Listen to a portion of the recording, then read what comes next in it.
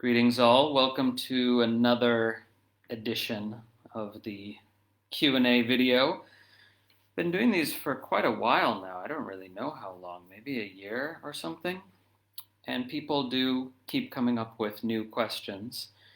But also now in the Facebook group, Tantric Yoga Now, one of our admins, the wonderful Florentine, has created a comprehensive document that indexes all the questions and all the answers that have already happened over the past year so that you can find in which video and at what point in that video your question has already been answered. So please do avail yourself of that document if you are in the Facebook group. And if you're seeing this video on YouTube and you already have a Facebook membership, then join Tantric Yoga Now. If you don't already have a Facebook membership, I don't recommend it for various reasons, including the fact that our community will be migrating off of Facebook over the next 6 months, so not so soon, but there's many reasons not to be associated with these social media platforms that actually technically own all the data. You know, we own the IP, but they own the data. They own the video itself. And so of anything that's posted, right, all the photos you post on Facebook becomes their property, the data bits anyway. So anyway, I won't get into that, but there's good reasons not to be on Facebook for too much longer. But if you already are, go ahead and join Tantric Yoga Now. And we have this wonderful document which has this indexed, detailed list of all the questions that have been asked and in-depth answers that have been offered in these videos over the course of time. But like I said, there's still new questions that come up. Sometimes they're not new, but I just forgot it was already answered, but that's okay. There's always going to be a new nuance as well. So let's turn to first a couple questions that came in through Patreon, my Patreon platform. This is another thing, by the way. The teachings that I offer and the translations from the original Sanskrit sources that I offer, they're actually spread over many different platforms, such as Patreon, thesutraproject.com, Facebook, YouTube, etc., etc. So part of the reason to make our own platform, even though it's a huge amount of work, is to consolidate everything in one place. Right now, this material is on 6 different platforms, so that's a lot. Anyway, on Patreon, which is currently, it will migrate people from Patreon over to the new platform as well. But currently, Patreon's a very thriving platform for these teachings, both in terms of my page, which has several hundred participants, and some of my colleagues, great scholar practitioners such as Ben Williams, who has his own Patreon page, and you know, there's other folks like Christopher Tompkins, and you know, there's a renaissance really of the or a revival, I don't know what the right word would be, of access to these previously esoteric teachings, whether for free or at incredibly low rates, especially if you know, as almost nobody does, that in the old days you had to be initiated in order to get access to these teachings. And to be initiated, people would donate, as standard, 1/5 of their total assets to the teacher, the spiritual organization, or the monastery, or whatever. And that was considered the minimum donation, 1/5 of your total assets for initiation that gave you access to these teachings. Now it was scaled by, you know, by level of wealth. So somebody who had nothing could, at least conceivably, who knows if it ever actually happened, be initiated for nothing. If they really had, if 1/5 of their total assets was nothing, they could still receive initiation according to the scriptures. But anyway, so I think you'll agree that you know, $25 or whatever is a token coin tossed in the hat compared to that. Okay, so having said that, then, like I say, lots of access to these teachings and practices these days, and really it's unprecedented in the history of the tradition. And there's also those people who say, oh, there shouldn't be such access. These teachings should be, kept secret like they always used to be. Well, the thing is that the cat's already out of the bag, as the expression goes, right? The teachings are out there in terms of books and everything. There still are a few truly secret teachings and practices which aren't available on the internet. They're not available in published works, but the great majority of the fundamental teachings and practices are out there.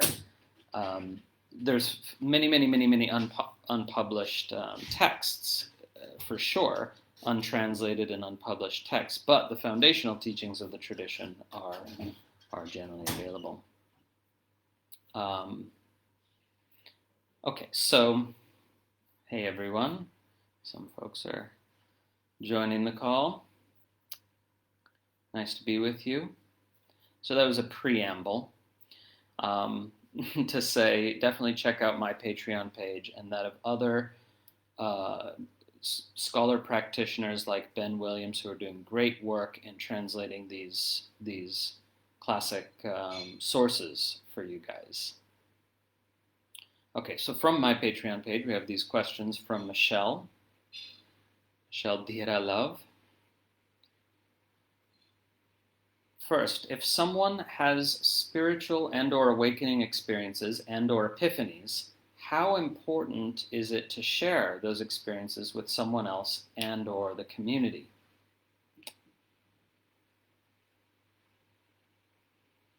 Not at all. In the sense of there's no specific reason that you should share your experiences. And for some people, sharing experiences can somehow diminish them.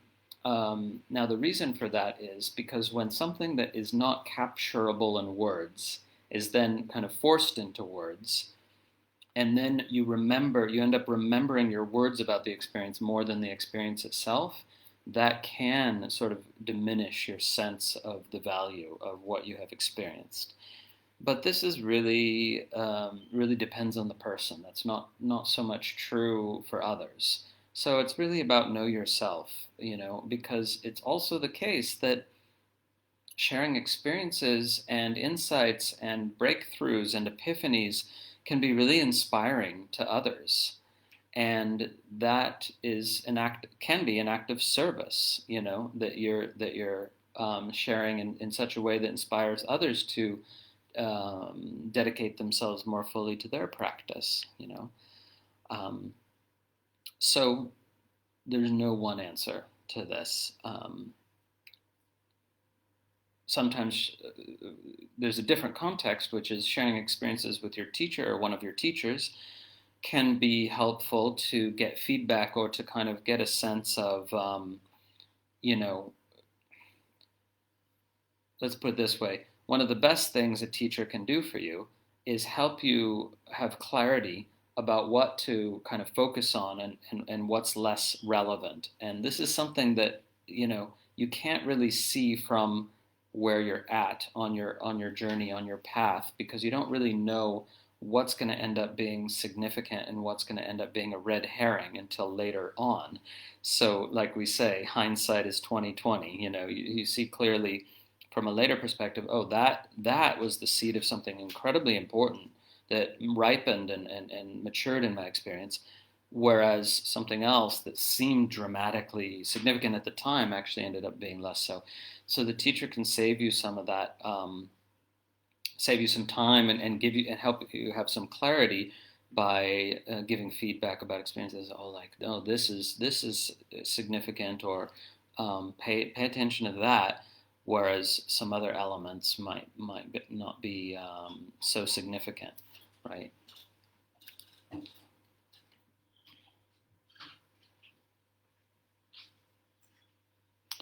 Okay. Next question from Michelle. Besides yoga nidra, can other practices or meditations be effective if done laying down flat on the back? Well, again, it depends on the person. And it's true that for a huge number of questions, the answer is going to be depends on the person, especially practice questions. Sometimes the most appropriate response to a practice question from the teacher is another question. And that question is, for whom and when are we talking about? For what person at what stage of the journey? But in terms of this question, can you do meditative practices lying down? Well, not if you become sleepy when lying down. So meditation can only happen successfully, I don't like that word, effectively, let's say, if you are relaxed and awake. And the ideal is to be as fully relaxed as possible while being fully awake. But most people find that quite difficult. If they become very relaxed, they also get sleepy, especially in our modern, busy lifestyles where nobody's getting enough rest, or in our downtime, and so on. So it's an important challenge to face yourself with, though. It's really important to get enough sleep, which depends on the body. 7 to 9 hours a night is the National Sleep Foundation's recommendation. And I concur with that. And there's some studies that show, by the way, if you get 6 hours or less sleep a night, it really affects you long term in ways that you might not realize are happening, but that can be shown in tests of cognitive function. So even if you think, oh, I only need 5 hours sleep a night, well, maybe you're at that end of the bell curve, but more likely is you actually just need more sleep. And one test of this is when you're meditating, do you go into sleepy zone very easily? Because again, it's super important to be very relaxed and very awake for the process of awakening to be facilitated by meditation. Now, if you're just interested in meditation that for health benefits, for lowering stress levels, stuff like that, then that's different. You can go into a nice little trance and get some health benefits from that. But as part of the awakening process, we need to be in every single meditation as relaxed as possible and as awake as possible. So some people can meditate lying down, but they don't get all sleepy or dozy or trancy. Those are all not appropriate for somebody who's meditating for the purpose of spiritual awakening. Now, if you are going to meditate lying down, not fully prostrate, please, but put your feet flat on the floor, spaced apart, lean your knees together so you don't have to use any muscle effort in your legs, right? So if you lean your knees together with your feet spaced apart, then you can relax in that pose, and it's a pose in which you're less likely to get sleepy while lying down, because maybe you have back issues. Maybe it's much better for you to lie down, and then with that leg position, that's helpful. Okay.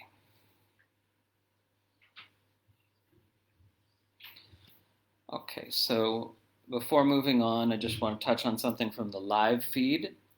Arti says, many teachers actually will tell you not to be focused on the experience at all. And there's no responsibility as such to inspire others to practice, especially if it is to seek a similar spiritual experience. I mean, I largely agree with that. There's certainly no responsibility, there's certainly no obligation to share your experience in order to inspire others.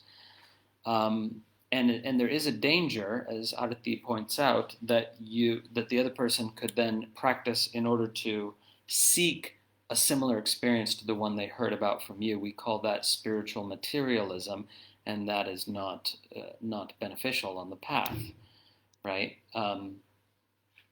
And experiences per se are in general neither here nor there on the spiritual path, meaning to say they all come and go, they're impermanent, And what really matters on the spiritual path is paradigm shift, is the gradual shift of your default state into eventually a radically different paradigm of existence that we call awakeness and or liberation. So that paradigm shift is what the whole spiritual path is about, not cool experiences, right? So peak experiences, mystical experiences, they are not the purpose of the path. Feeling good is not even the purpose of the path, which, a lot of people practicing yoga, several million, are labor under the delusion that the purpose of yoga is to feel good. Well, actually it can be. It absolutely can be. And there's nothing wrong with that. If you say I'm practicing yoga to feel better, to feel good in my body, great, that's totally fine. But classically speaking, in the pre-modern era, right? So, we could say India before British colonialism messed some things up. The purpose of yoga was explicitly only ever for spiritual awakening and liberation, and not to feel good. But it's okay; people can do whatever they want. It's just that it wasn't actually designed for that. So that's important understanding. It's important, to one of the kind of little essays that's required reading on the spiritual path for virtually everyone is Spiritual Materialism by Chögyam Trungpa. Whatever else you may think of Trungpa as a teacher, that one essay, which was only like 20 pages, is absolutely required reading. And others have since then probably explained it better, but that was a seminal essay, Spiritual Materialism, in the book of the same name.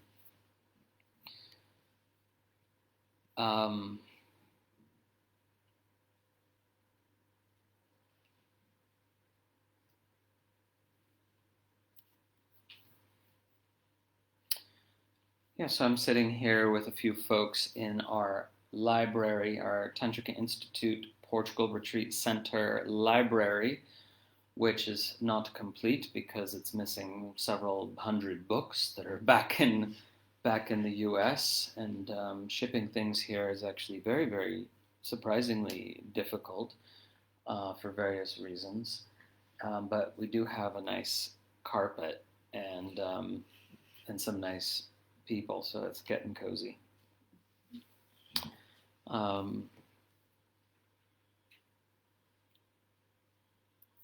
Okay, next question, last question from Michelle, again from the Patreon page. Michelle says, since relaxation is an important aspect of meditation, and cannabis is known to relax our body, why is the use of cannabis not encouraged? That's a very good question. I like how that's framed. So, cannabis has two primary active chemicals, right? Cannabinoids, THC and CBD.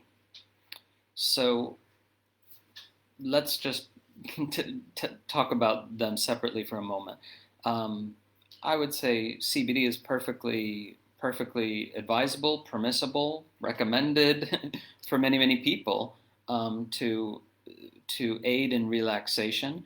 Of course, on this path, as any other spiritual path, we say dependencies are sources of suffering. You don't want to get dependent on anything. Even if something's non-addictive, you can get dependent on it. Okay?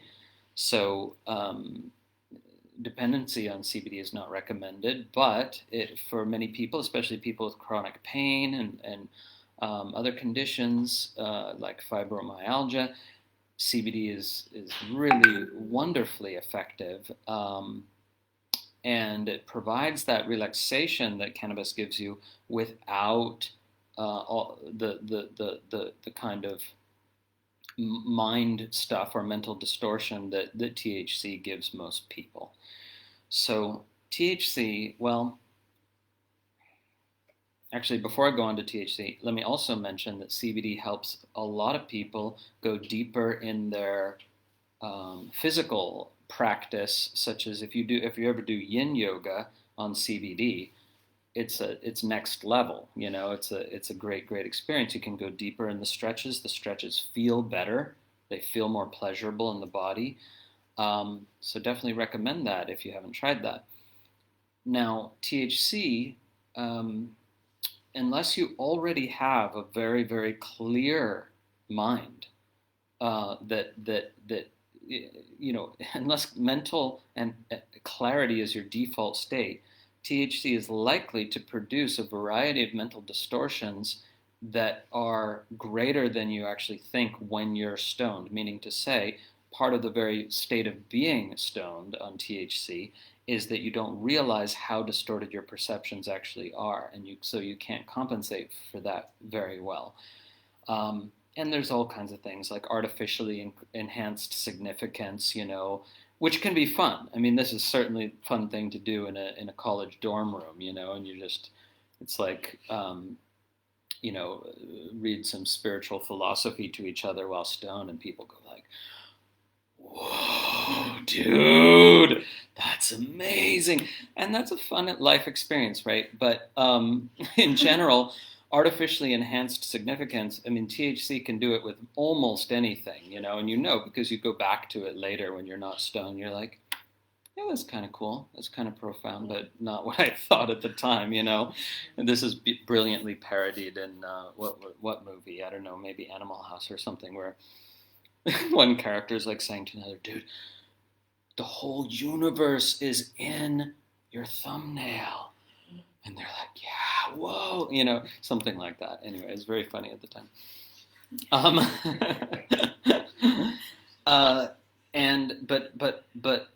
Repeated use, frequent use of THC can also increase anxiety. It can increase paranoia, and to a degree, and again, more than you think. Even if you're like, oh, I'm stoned, so I'm probably more paranoid than I should be, but you're probably even more paranoid than that. Right? So you're not able to see clearly the extent of the cognitive distortion.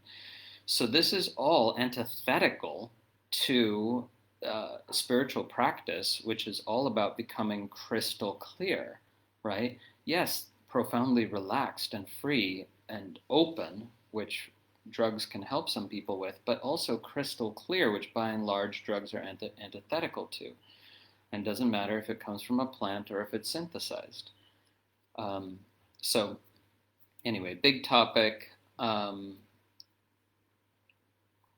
And nowadays, you know, in many countries, including the U.S., you can buy these products totally separately. So, you know, before you just had to smoke the herb, and you get both cannabinoids and some unknown quantity of each.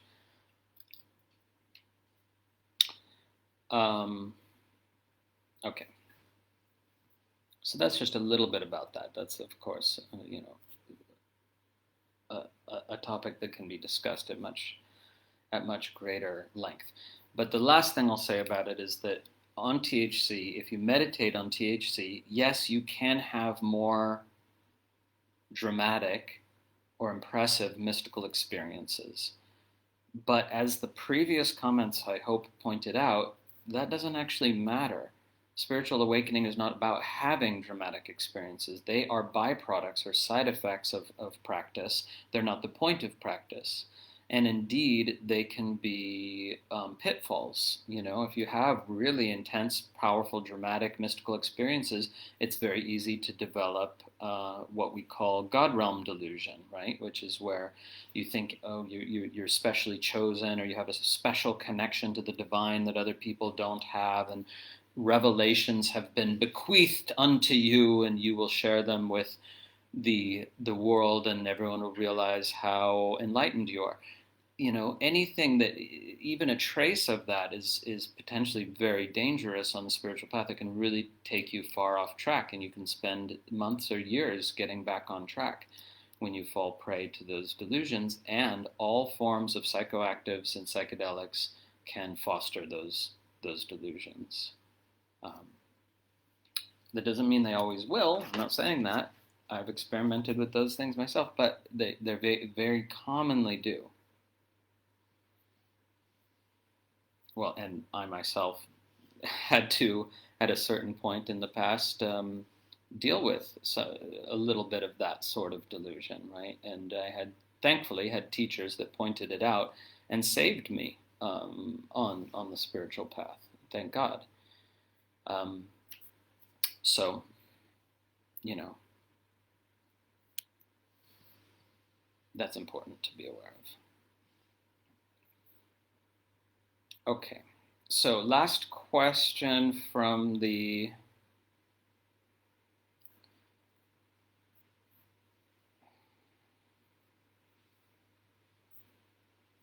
I don't know if I have enough time to get into this actually.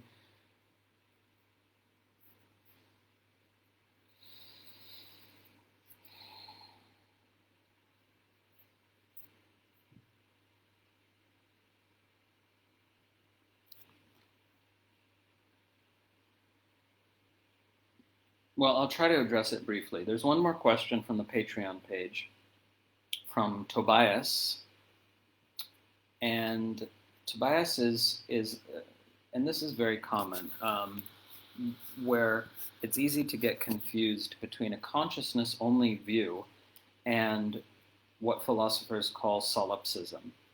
And the view here in non-dual Tantra is a consciousness-only view, meaning the philosophy, the teaching, and ultimately it's validated, of course, and must be validated by direct experience. But the philosophy says only consciousness exists, consciousness is everything, and everything is consciousness. Now, this is easily confused with solipsism, which is kind of like the view only my consciousness exists. The world is a manifestation of my mind, and that's not the teaching here. But there are some non-dual teachers out there who essentially are teaching solipsism. They don't give it that name because that name is like, considered, most philosophers utterly reject that view. Anyway, so Tobias says, Ramana Maharshi said that everything is manifested by you. Not you, but your ultimate essence nature, your divine. The divine, though, is trans-individual, so it's not more you than somebody else, right? So the word you is problematic already. And then Tobias says, in Tantra, we hear a lot more about reality being co-created by different vantage points. He's clearly read Recognition Sutras. So reality not just manifested by you, but by all these different vantage points that we call people. So anything that doesn't appear in consciousness, Tobias says, does not exist. I'm all on board with that. Yeah, but anything that doesn't appear in anyone's consciousness can't be said to exist. It's not, you can't say that something doesn't exist just because it doesn't appear in your consciousness. So the universe is the sum total, I'm speaking to Tobias now, the universe is the sum total of conscious experiences. So you can't privilege your vantage point. That is solipsism, and that is also kind of this weird spiritual narcissism. No offense, it's an easy mistake to make. But you can't privilege your vantage point. There is no privileged vantage point. All vantage points are equally God experiencing herself from that point of view, right? So something can only be said to be, we say something cannot be said to exist if it's not appearing in anyone's conscious experience. So he continues, if my mom says goodbye to me and leaves my apartment, the appearance of her is gone, and she simply does not exist. Does the tradition say that she exists when she is home, having a different vantage point than me? Yes!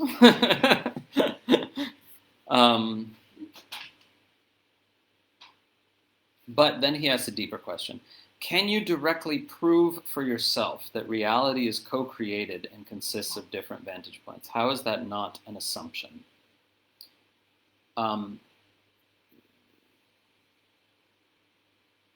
So yes, he rightly points out that this is a nuance really developed better in Tantra than in Advaita Vedanta teachings, right?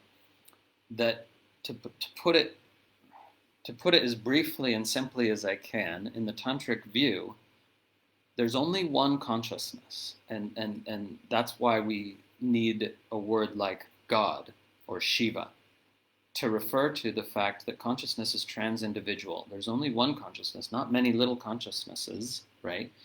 But that one consciousness manifests the world of its experience through all these different nodes or focal points, which are sentient beings. So consciousness manifests the world of its experience through all sentient beings. So it's like light being refracted by a prism. White light gets refracted by a prism into countless different colors. And in the same way, consciousness refracts its experience through all these different vantage points. Okay? Now, this important question, though, because it's actually, despite the fact that philosophers all say, oh, solipsism is bullshit, it's actually kind of hard to refute solipsism, because how do you actually know? How do any of you actually know that other people are real?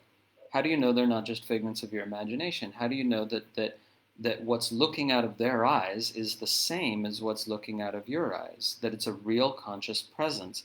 How do you know they're not just really well simulated, simulacra of consciousness?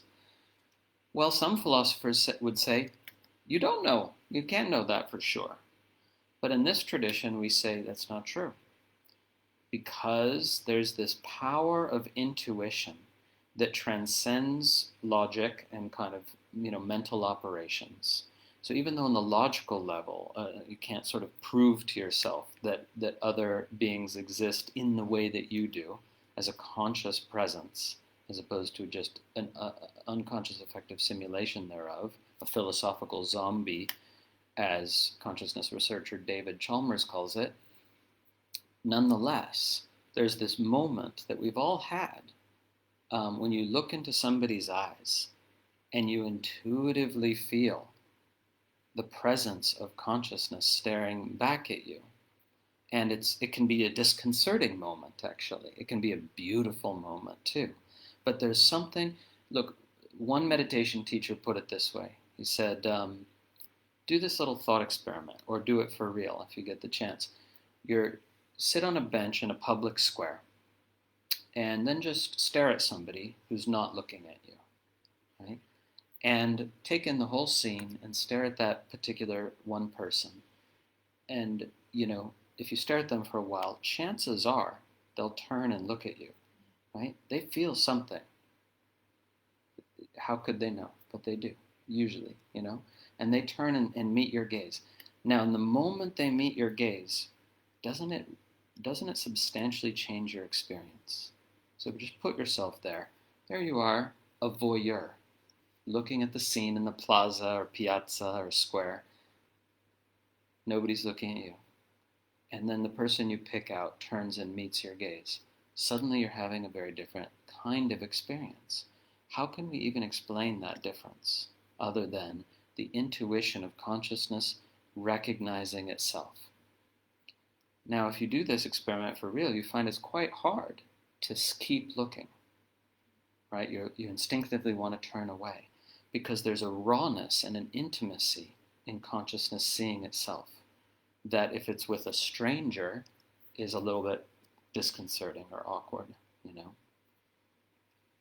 Well, that wouldn't be the case if you were really the only conscious being, So, if you want to read up about the philosophy, the Tantric philosophy about this exact topic, Isabelle Ratier, the great French scholar of Tantric philosophy, has written a wonderful article on this. I mean, it's a quite difficult article, but if you kind of skip the difficult bits of philosophy, you can get to this conclusion where it's explained how we have this really profound intuition that what's staring out of the other person's eyes is what's staring out of your eyes, and that Abhinavagupta and Utpaladeva, talk about this and teach about this, and that's what she's detailing in the article.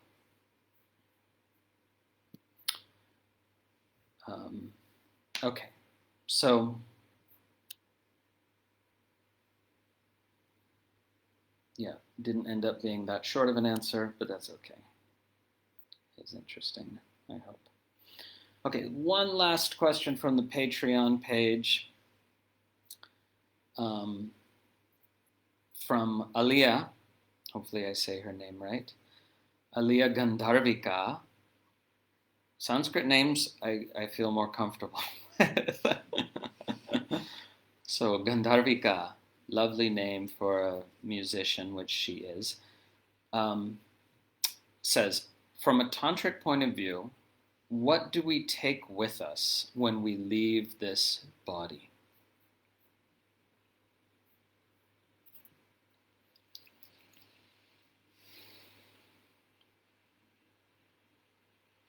This is a great mystery, but let me just point towards some possibilities that the tradition discusses. First of all, it happens in stages. When you leave the body, the physical body, when the physical body dies, well, it's actually the other way around. It's when you leave the physical body that it dies, right? So when you're finally ready to depart, you depart and the physical body dies. And for a little while anyway, how long's a little while? I don't know. But for a little while, you have the complete energy body that you had while in your prior physical body, meaning you have all the saṁskāras, the full emotional energy body that you had just a moment before. But now you've just shed the physical form. So when people find themselves sort of floating down a tunnel of light, towards a brighter light in the distance, sort of thing, which is a very common dying experience. If you bother to sort of look down at yourself, you'll see, and people have reported this from NDEs, a kind of light body, a kind of translucent version of their physical body, which is a kind of body of light, and they're carrying their subtle body with them. By the way, I'll just throw in a little thing here just because it's cool. There's no other reason to throw it in. But I knew a wonderful man who has left his body now, named Mahadev. And he had, I think, multiple sclerosis. Anyway, he died multiple times before he died permanently. He had several NDEs. And in his second NDE, he was floating down that tunnel again, the sort of softly glowing tunnel of light with the bright light in the distance. And this was his second go-round floating down the tunnel. So this time he got curious, and he said to himself, I wonder what the walls of the tunnel are made out of. And so he floated over, he had his light body, right? He floated over towards the walls of the tunnel to check them out, because they're sort of softly shimmering light that's very much overshadowed by the bright light in the seeming distance. So lo and behold, kind of amazing experience, because he didn't know what to expect. He just, what are the walls of the tunnel made of? He gets really close, and the walls of the tunnel are made of countless millions of tiny angels of light, little angelic beings of shimmering light, all embracing each other, intertwining their wings and holding each other, and softly singing. That's pretty cool, right? Of course, you might have a different experience. There's no guarantee. Okay? But anyway, the thing is, that in the Tantric tradition, there's a critique of these New Age teachings that say, don't worry, everybody, when we die, all the same thing happens to all of us. We go down the tunnel of light and we meet the divine presence that's like awe-inspiring, unconditional love and an infinite ocean of light. And we all go to the good place when we die. That's the message of, according to New Age books like Lessons from the Light, which documents real NDEs. But the Tantric tradition says, well, you guys just weren't dead long enough. Because that's what happens. You enter into this ocean of bright light and feel this unconditional loving presence. And if you don't recognize that that is you and you are that, then you fall out of it. You don't get to stay there.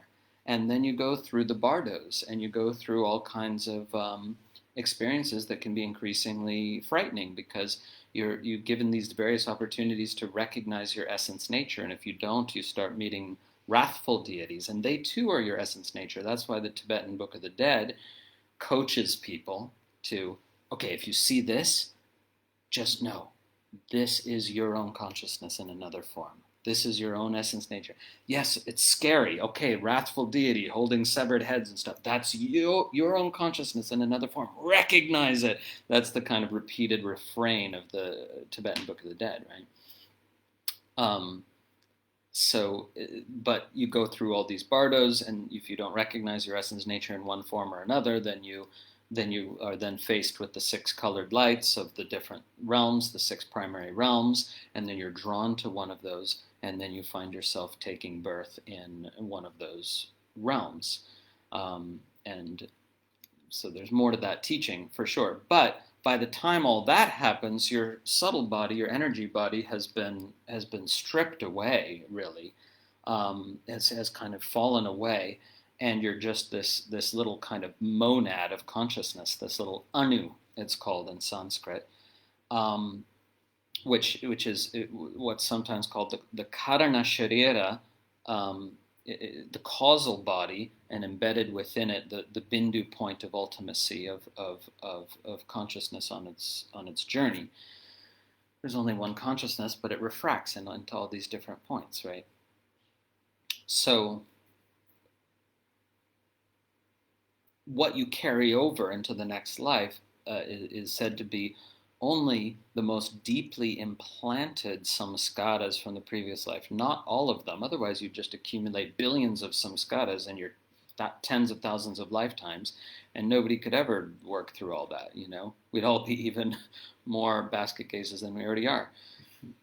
So the deepest saṁskāras, the deepest impressions in the subtle body of this lifetime, kind of leave a kind of subtle tracery, as it were, on this karana sharira, or causal body, which is like this kind of a little encasement of the bindu point of ultimacy.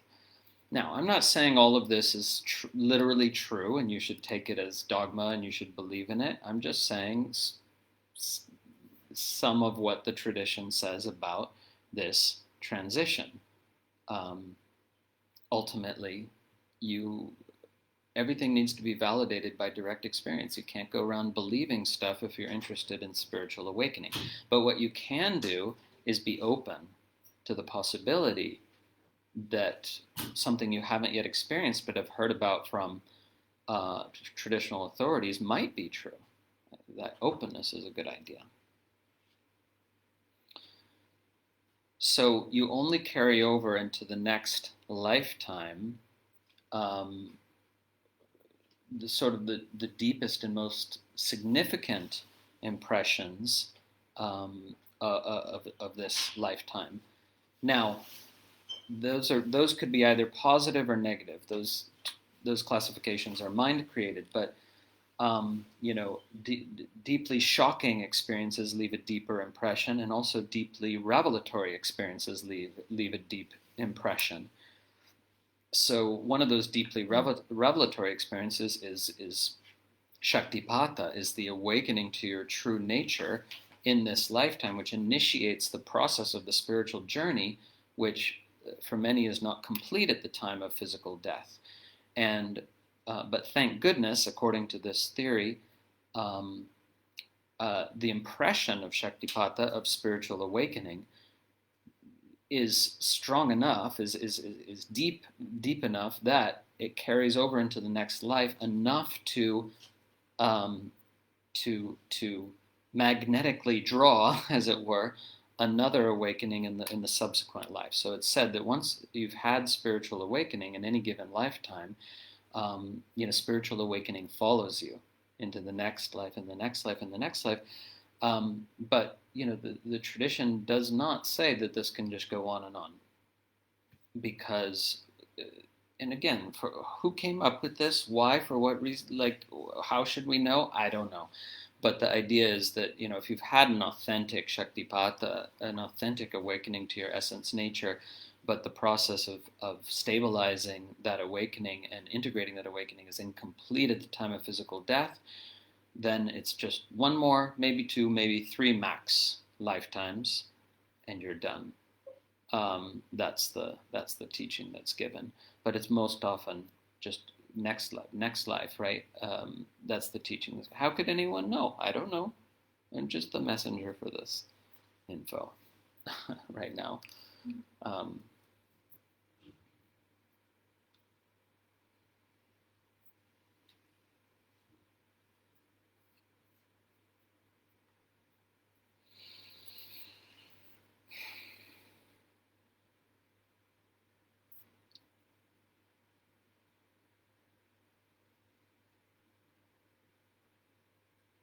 Yeah. At some point, I'd like to put together a bibliography on really, really good books on death and dying. It's certainly a topic that everyone should be intimately familiar with before they're terminally ill. And that's not something that's standard at all in our society. Most people don't explore the topic until it's almost too late, or it is too late. A member of our community, Tim, who worked with dying people for years, he eventually quit because it got too discouraging, because almost every single person he worked with had left the most important questions of life until they're already dying, and it's too late. The anxiety is too high. You can't go from it's engaging in the spiritual path way before that is absolutely crucial. Okay, so turning to the next topic. Oh, yeah, so we have a question from one of the people here in person. So what you just said about death doesn't mean that Tantra advocates the idea of reincarnation. So the question here is, does Tantra advocate for the idea of reincarnation? I mean, all Indian traditions all take reincarnation as read, meaning it's of course that. But then, what does reincarnation actually mean? That's an interesting question, right? Because for some, according to some schools, there's an individual soul. There's a kind of essence, a monad, and this essence transmigrates from body to body. Okay, according to the Buddhists, that's not true at all. That's total nonsense. They say that in fact there's just a kind of there's what's called panchaskanda. It's this kind of packet of interrelated energies of consciousness, perception, sensation, and cognition and stuff. And this energy, just like any energy in the universe, like a bolt of lightning or a wave through water, it has a momentum, right? And until something checks that momentum, right? A wave can travel through water for hundreds of miles before it reaches a shore and breaks, And in the same way, sort of, you are a kind of interrelated bundle of energies where that are where there's a causation involved, whereby the earlier version of you is the cause of the present version of you, and the present version of you is the cause of a later version of you. But there is no essence, according to the Buddhists. There's no essence to you which is going through this whole time. It's just an antecedent cause Now, this bundle of energies, there's no reason from the traditional Indian or Asian or indeed pre-modern point of view generally, there's no reason to suspect that the momentum of this bundle of energies would be terminated by physical death, right? Because you have all this momentum of desire and cognition and engagement and karma. Like, this is a big reason the Indian tradition taught reincarnation, is because karma is in play. It's in motion. You know, the consequences of your actions are coming back at you. You don't get to escape that just by dying, you know. So there's this sense of the psychic momentum to your bundle that spills over into another body and another until it loses its momentum. And that's exactly what nirvana is. That's exactly what enlightenment is in the Buddhist tradition, is to lose that psychic momentum. There's an extinguishing of apparent selfhood perpetuating this momentum of this bundle of energies. Now, the Shaiva Tantric view is, in a sense, somewhat kind of midway between these two views I've outlined, because, and I'm talking about the non-dual tantric view, because the dualistic tantric view adheres to this idea of a monadic soul on its own individual journey, whereas the non-dual tantric view says, well, there's the appearance of a soul, there's the appearance of meaning the infinite consciousness contracts into all these different loci of awareness temporarily.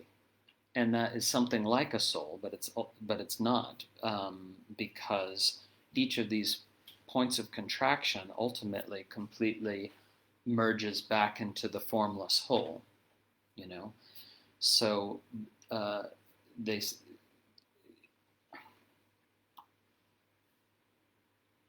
I mean, ultimately, to me, these distinctions become pretty academic. You know, the Shaivas are saying, look, you do need something to hold the whole bundle together, right? And the Buddhists say, no, you don't. And the Shaivas say, yes, you do. But the something is this belief in yourself, really, right? The belief in yourself is the glue that you know, and that belief in yourself is in its deepest version is something like soul. Right? But that is not ultimate. Soul is not the ultimate, you know. In fact, the non-dual tantrikas criticize those who take the soul as the ultimate. Say, oh, that's not you never achieve awakening if you continue to take the soul as the ultimate, right?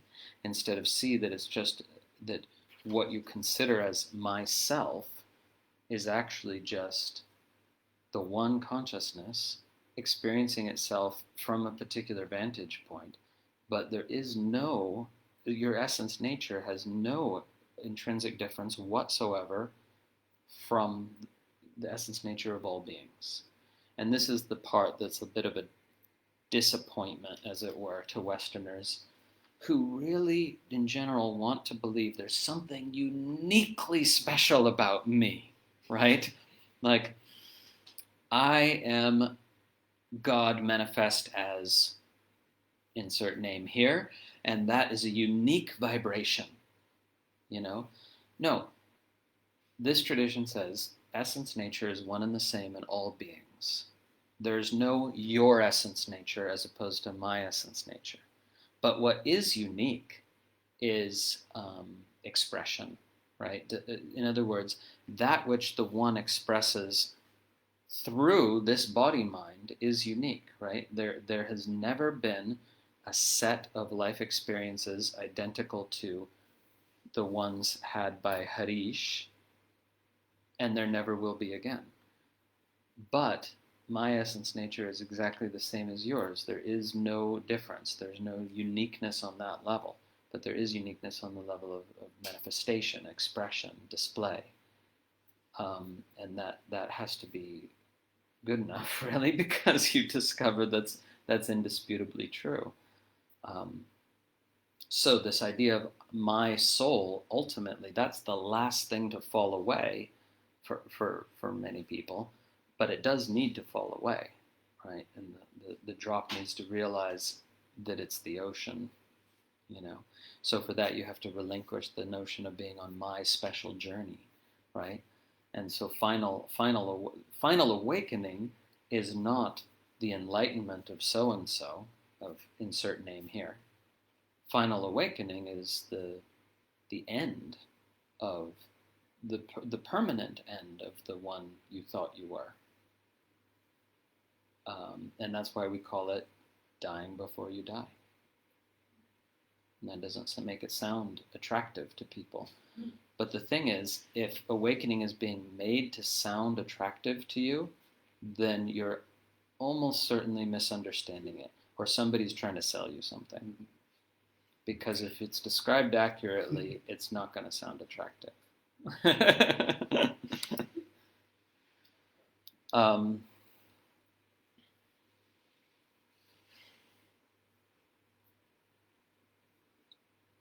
Okay. Thank you for that question.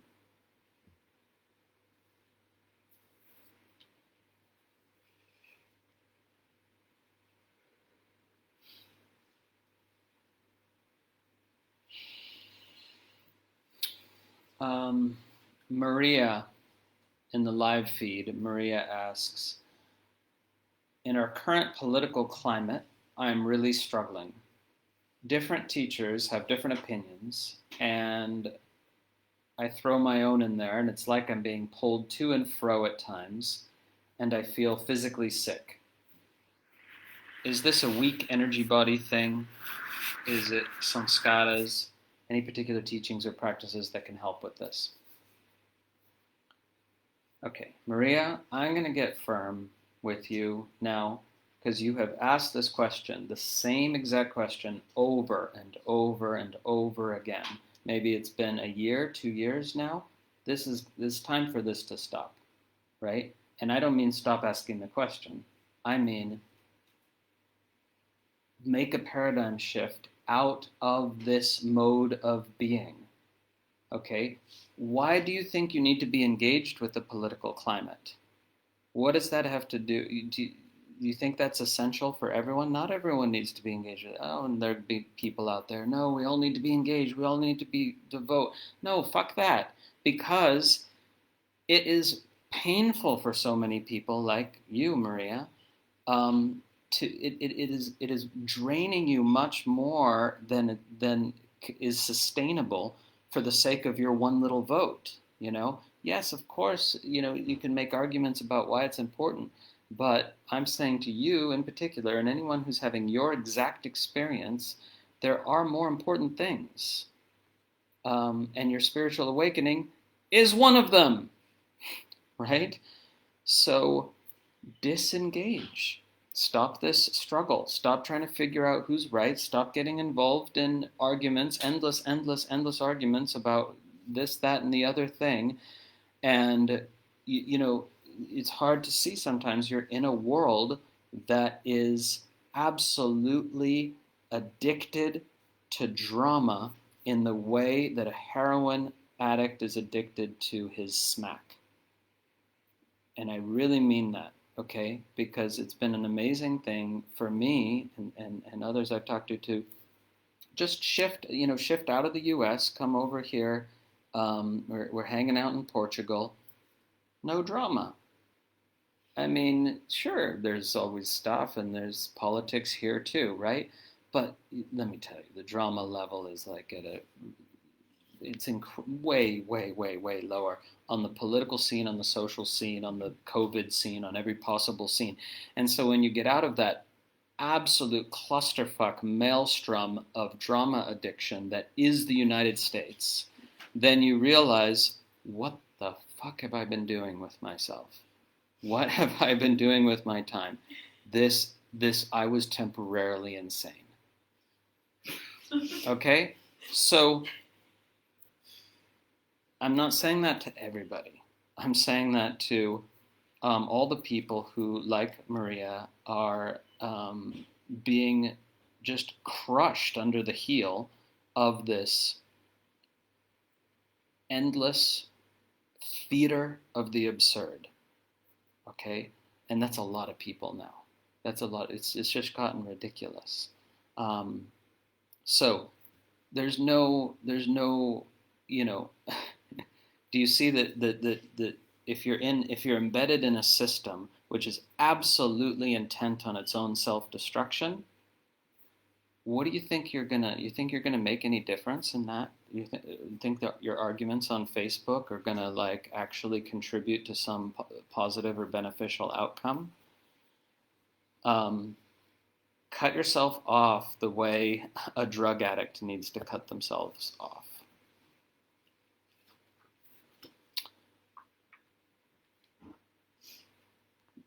Was that strong enough this time? Now, for those listening to what I just said who feel a little disturbed, just know Maria is a long-term student, and there's a different context when a teacher is talking to one of their long-term students that they have a relationship with, right? So I wouldn't say that to just anyone. But here it is on the video, so it must be important for some other people to hear. But you get to decide if that's you or not. Okay? But also, yes, Maria, saṁskāras are of course in play because it's saṁskāras that make you care what other people think about you or your opinions or your arguments or your political stances. And all of those need to be incinerated. That's why we do tantric practice. That's why we do deha shuddhi, to incinerate these absurd false beliefs that what somebody thinks about your opinion or your political stance has any significance whatsoever. You're acting as if it has so much significance that your life depends on it, that your life depends on getting people to agree with you or at least like you in spite of you having a different political opinion, right? That's insanity. There's no outcome there that's going to work, right? So absolutely incinerate without remainder the belief, and it's just a thought, it has no basis in reality, the belief that anyone's opinion of your opinion, which is what we're talking about, other people's opinion of your opinion, that has any significance whatsoever. So there's so much more at stake in this life. You have a chance to awaken to your true nature. And it's totally possible for that chance to slip away. Don't let it. You know, we say in the Tantric tradition, I shall not waste this golden opportunity. I shall use my time well. Because death is coming to claim you way sooner than you think. I know, because you talk to people who are dying. They're like, I'm not ready. That happened so fast. How did, not everyone, of course. There's people who die at age 101 and they're like, I'm so ready, But the majority are like, oh, this caught me off guard, Don't be that person, because if you realize and abide in your essence nature, nothing catches you off guard. And when death comes, it's perfect.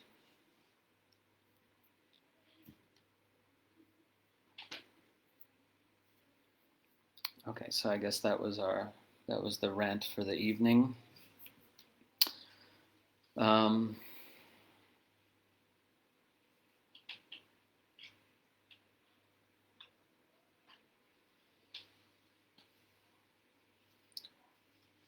Okay, so just looking at the live feed, and there's a follow-up from Maria, who mentions that you, meaning Harish, does political posts. Sure, this is, because, look, but that doesn't mean you need to read them.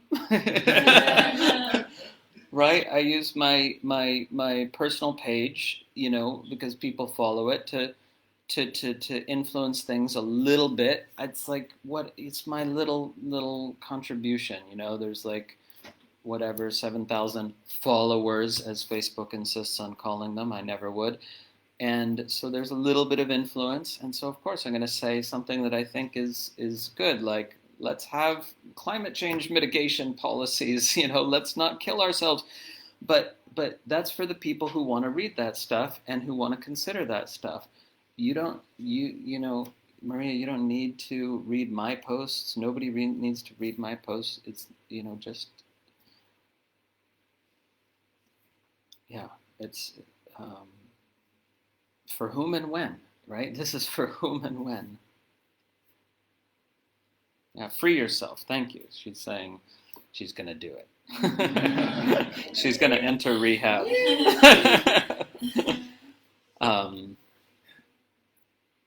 Yeah.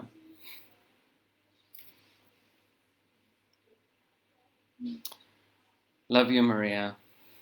Thanks for the opportunity for a rant. People enjoy the rants a lot.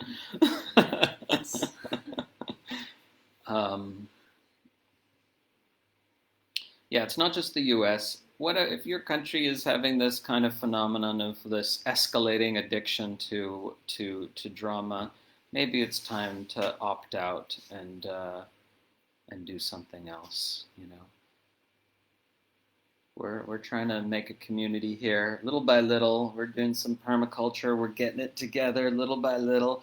There's all these not abandoned, empty houses around in this part of Portugal that you could buy and remodel. And they cost like $100,000. It's ridiculous for a property and a house, and you remodel it. Just like get out of the rat race, I think. But I'm obviously saying that because I did it and it's working for me. But I can't guarantee it's your golden road to happiness.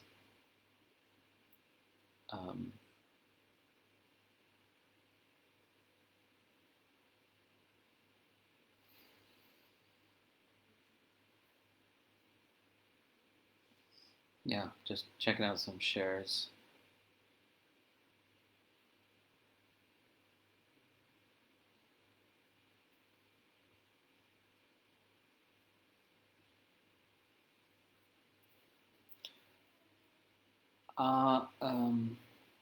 Amaraja says, I was content with death coming my way until I had a child. It starts a whole other journey in relationship to death and when it comes. That makes total sense. And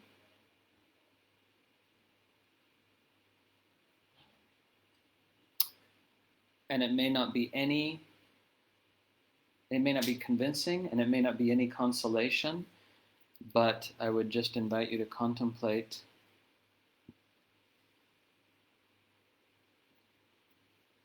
the universe can't get this wrong. The death thing, right? The death thing is the most important part of life. So look, there's no way to prove this, and you don't have to believe me, but there's no such thing as premature death. That's just a human mental construct. If somebody dies sooner than we expect, oh, they went before their time. No, there's no before. How could anything happen before its time? Right? There's no such thing. It's not that the universe can't get it wrong. Whenever it happens, it's the right time. Now, as a parent, you go, oh, but I want to be there for my child. And I'm sure you will be, right? You live a healthy lifestyle, Amaraja, and you're likely, very likely, but you should always be prepared, right? Because it could come any moment. It could be tomorrow, whatever. But very likely, you're going to be there for your child through to adulthood. But even if you're not, that's the right thing, right? And you don't have, even if you're alive, even if you live the longest possible life, you are not in control of the destiny of your child.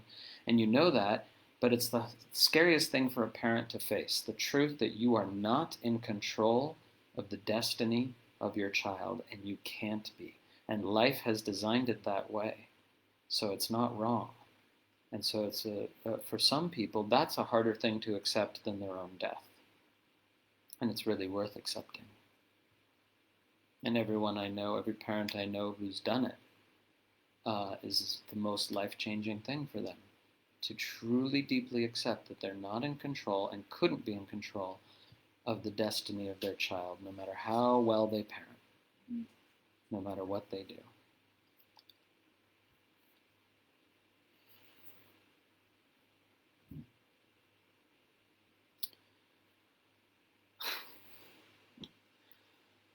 Arti, who has a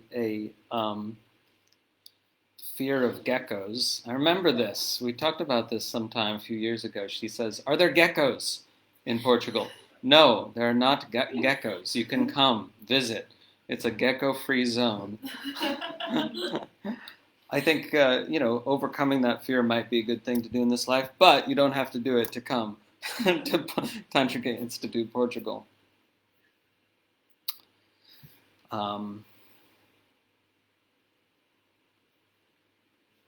Great.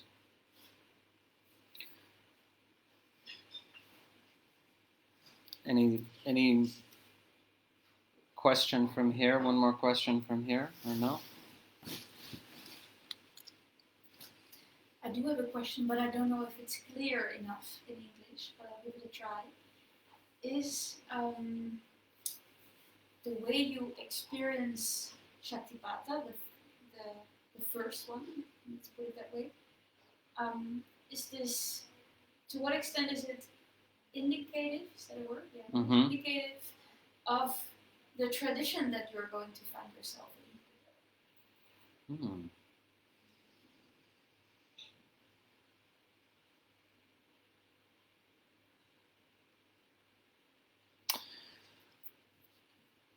Yeah, okay, so I'm going to repeat this question. Very interesting question.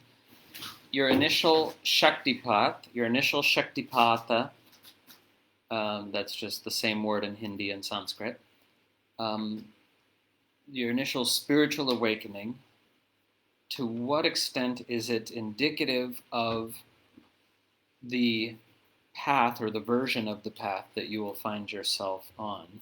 Like, to what extent is it indicative of whether you'll find yourself eventually on a path of Zen Buddhism or Christian mysticism or non-dual Tantra? I would say there's nothing about the character of the experience which could predict that.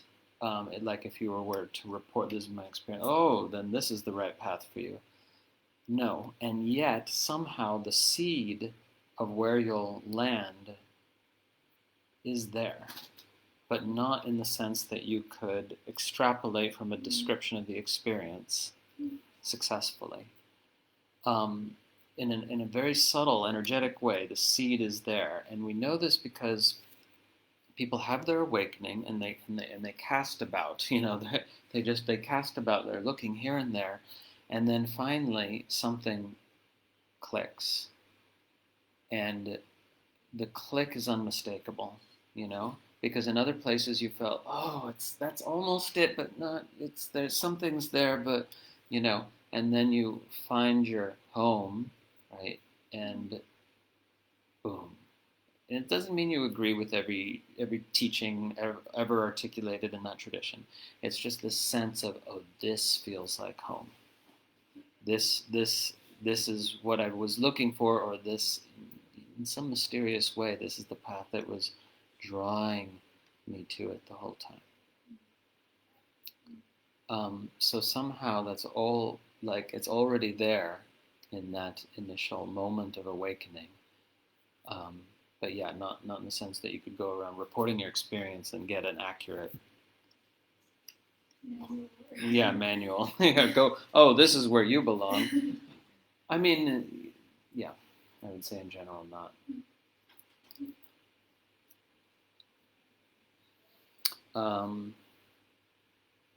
Great. Almost out of time. Not really out of time, that's a figure of speech. Time is infinite.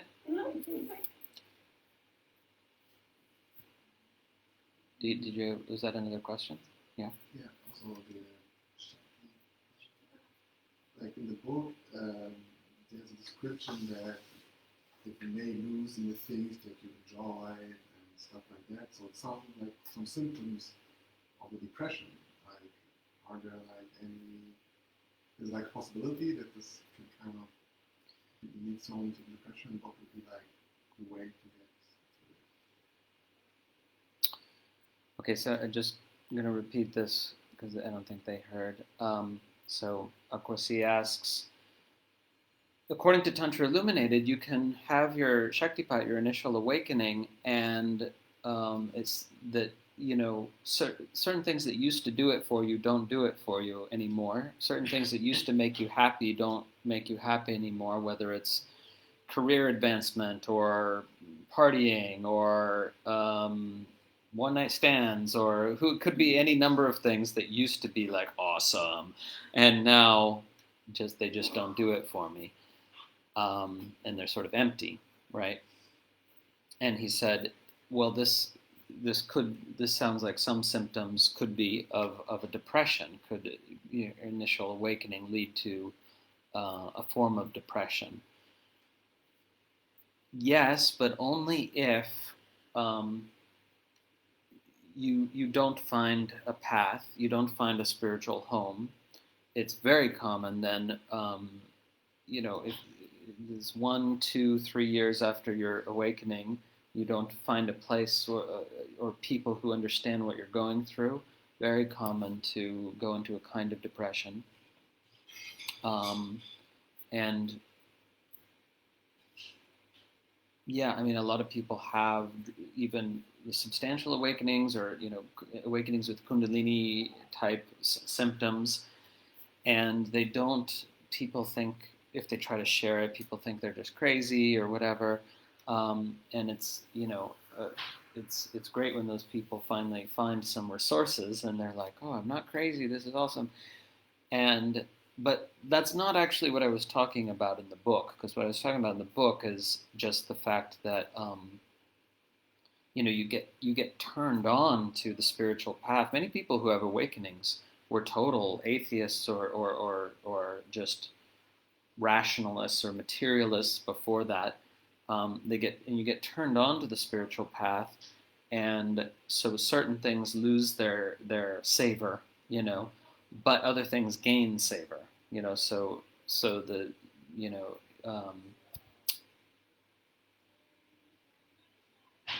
usually, but this is, again, it's kind of assuming that you get access to resources or community or teachings or something, and then those are like glowing with excitement for you. Those are good. Those are absolutely sparkling with energy for you. Stuff, mantras, meditations, teachings that the old you would have been like, that's religious nonsense or whatever, or what bullshit those people are doing, and now they're just like sparkling with excitement and joy and the sweet anticipation of divine fulfillment. And in contrast, some of the things that used to be sort of turn you on don't. But that doesn't have to be bad. Yeah. And let me explain the intention behind my question, because I worked with people and it was more about like how will they be able to recognize that someone like who's coming to me and telling me, yeah, like, like I don't have what I used to do is not making any fun, and I don't know, like how would I be able to kind of recognize it, maybe, and what would the help? What would maybe help this? I see what you're saying. So he's saying, if somebody comes and reports, oh, I've lost interest in the stuff that used to turn me on. How do we know if that's a sign of spiritual awakening as opposed to just a depression?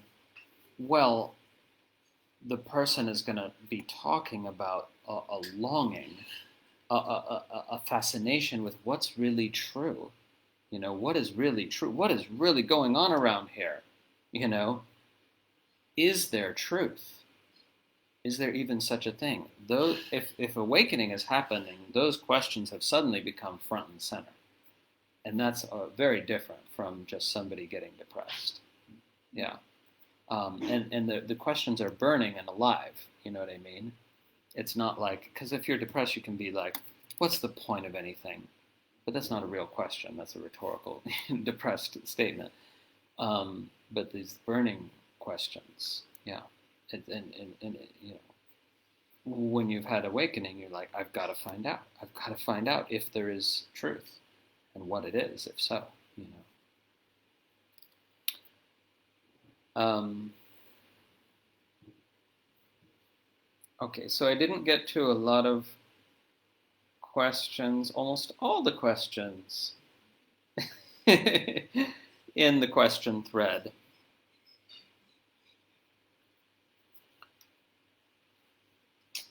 But I'll answer this one from Marina because she's sitting here also. She put it in the question thread and she's sitting here.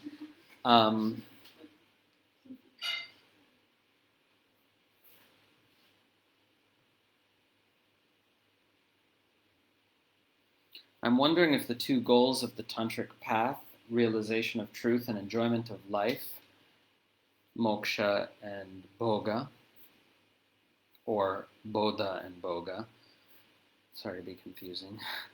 Let's just go with the English. Two goals of the Tantric path, realization of truth and enjoyment of life. I am wondering if they ever come into conflict with each other, in a sense that if energy is directed towards one of the goals, less energy may be available for the other goal. Or are they mutually reinforcing? Very interesting question.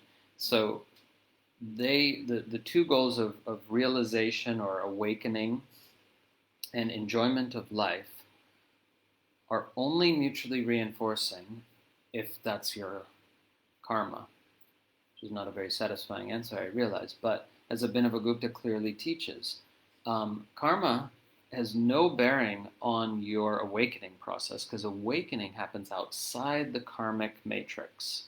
Awakening begins spontaneously and uncaused. It's not caused by good karma, right? That's very important teaching, actually. There's no amount of good karma. It just has no relationship to karma, you know? But karma does come into play with other things like whether the path of awakening and the cultivation of the skills and attitudes that lead to, and practices that lead to more enjoyment of life are mutually reinforcing is dependent on your individual karma. So for many, many people, it is the case, I'm afraid, that if energy is direct, the more energy you direct towards enjoyment of life, the less is available for your awakening process. But it really depends on the person. And Abhinavagupta says, look, you know, if you want to be sure about liberation, then just put your energy there, because for many people, not all, but the majority, spiritual liberation has a great side effect of being able to enjoy life more fully than ever, right? And if you focus on enjoyment of life, you might get that, and liberation is postponed till the next life. He said that's very common. But whatever you want to do is fine. That's also an important thing, you know. A lot of people aspire to something like awakening, enlightenment, or liberation only because they got exposed to a spiritual community that says that's what you should aspire to. And anything less than to aspire to just enjoying life makes you, you know, makes you a social outcast in some spiritual communities. And in Tantra we say, not at all, not at all. You just like find out what you really want, and let yourself want what you want. You know.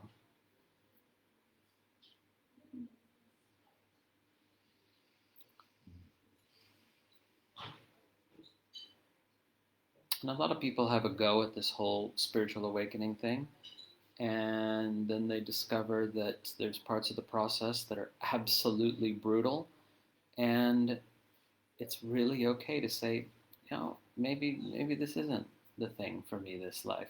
You know, if I could just learn how to relax and be a bit happier and not alienate everyone, that's good. That's good. I'll be happy with that. Great. You know, why not make life easier for yourself if you can, right? And then there's those who you just can't. You literally can't. You just have to know the truth, or realize your true nature, or die trying. And if that means you lose everything, then in the material sense, then you do. But others are like, no, I'm not. I don't. One of my teachers says, the price of truth is everything. But if you're willing to pay that price, you get everything in return. But first, you got to be willing to pay that price. And if you're not, please, for God's sake, acknowledge that to yourself, because otherwise, you're wasting time and energy that could be beneficially focused towards learning how to enjoy life more.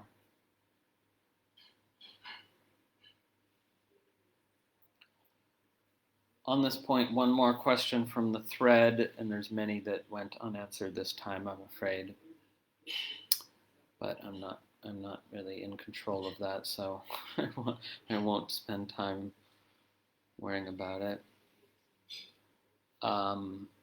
Divyam says, having a strong desire to achieve a goal, like spiritual liberation, and if that doesn't manifest, what would be the best approach to have in this case? More striving, letting go, something else?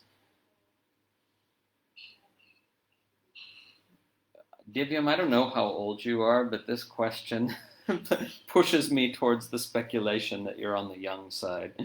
How do you know it's not manifesting? How do you know? You don't know. Like, if you have a strong desire to awaken and be free, you don't know if that, I'm telling you it's possible in this lifetime, but you don't know for sure until you're on your deathbed, right? And any time before that, it's too soon to say that it's too late, okay? Literally, any time before that, it's too soon to say that it's too late to realize that goal. So what does this even mean, this statement? If that's not manifesting, if my goal's not manifesting, what should I do? You don't know. You don't know whether it's manifesting. What I can tell you is this. If you want the goal of the path, and if you do practices, if you enact your intention by doing practices, doesn't even matter what practices they are.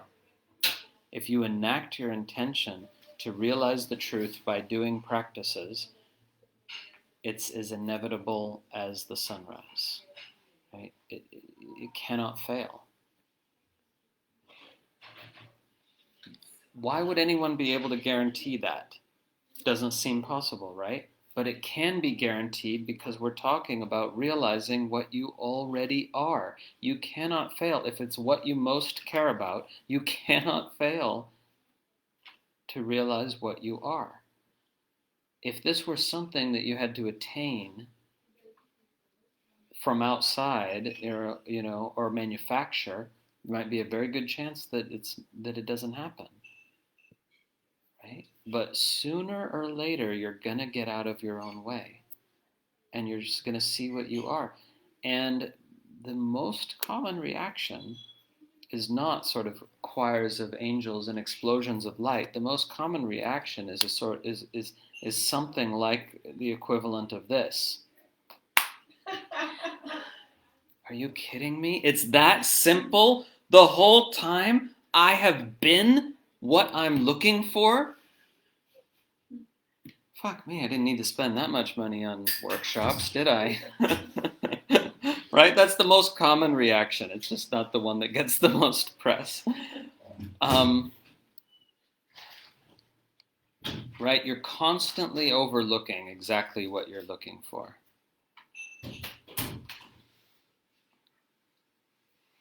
When are you going to be done with that? I don't know. As soon as you are. Okay? But here's the thing. The longer you've been in the spiritual game, the more spiritual books you've read, the more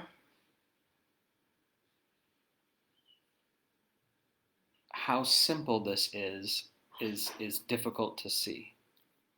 In other words, you're at a disadvantage by being in spiritual communities, reading spiritual books, thinking about it for years on end. You're at a significant disadvantage to someone who just walks in off the street today. A huge disadvantage, because you keep looking for something. You keep looking for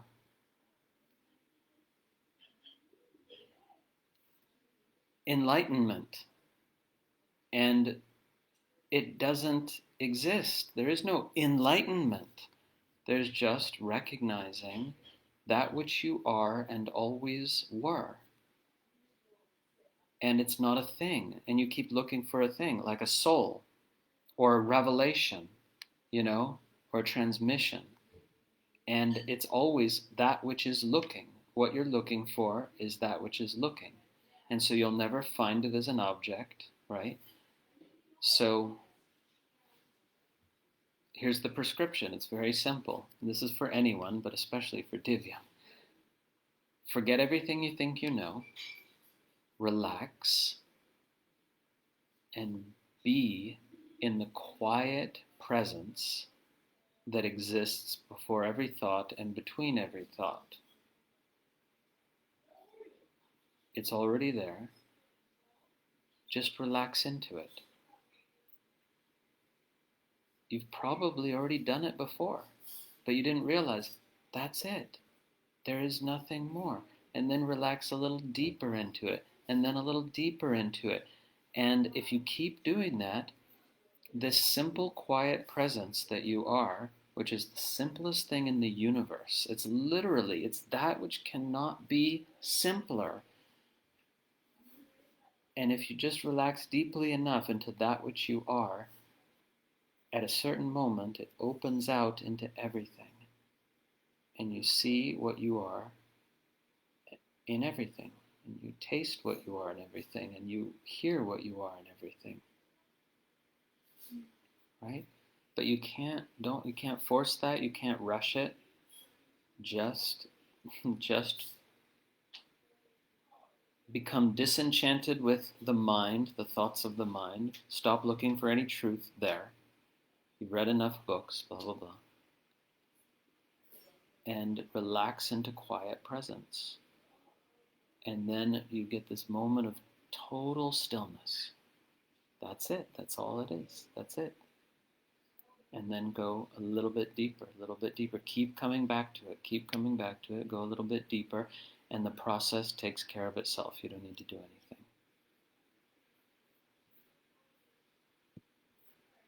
That's it. That's the whole thing.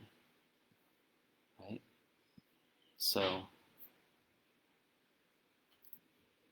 the truth is, you don't need to buy any books. You don't need to go to any workshops. You don't need to do, it's just, that's the whole thing. Just gave the whole thing away for free. And it would be great if it worked, and I would lose all my students overnight. And I would be so fucking happy. Hopefully gain some friends, but lose all the students. That would be wonderful. Every teacher who's an authentic teacher of this stuff wants to be free of students, but because they realize themselves.